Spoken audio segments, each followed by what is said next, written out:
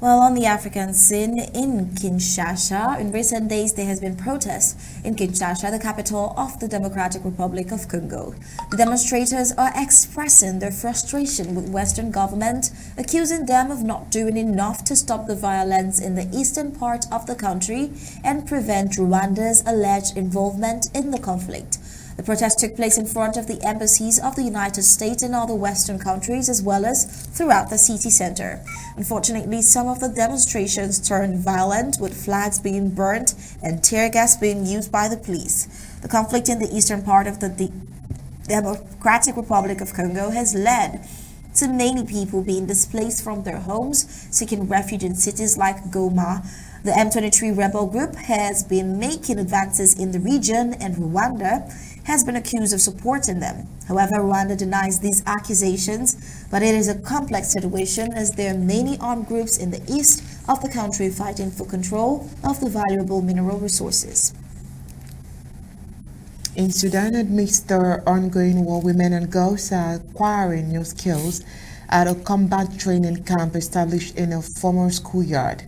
This comes as clashes between the Sudanese military, led by General Abdel Fattah al-Burhan, and the Rapid Support Forces have devastated large parts of the country.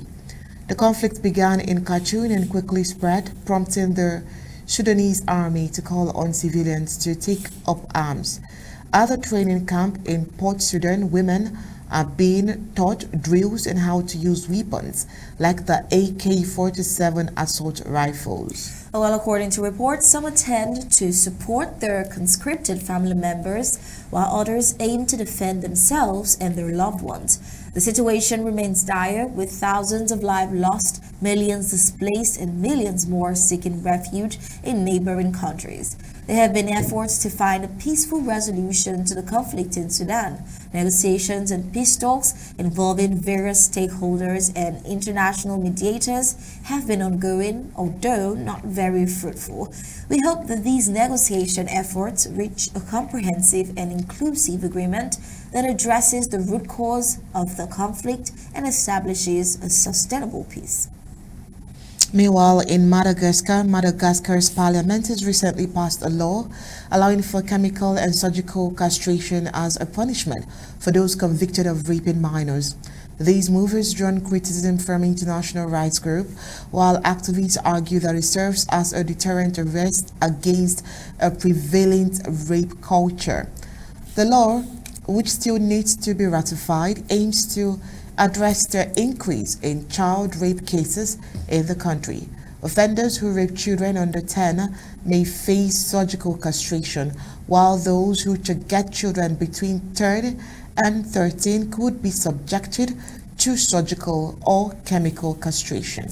Well, chemical castration may be imposed for the rape of minors aged 14 to 17, and additionally, offenders may receive longer prison sentences. The intention behind these measures is to provide greater protection for children, with more severe punishment for crimes against younger victims.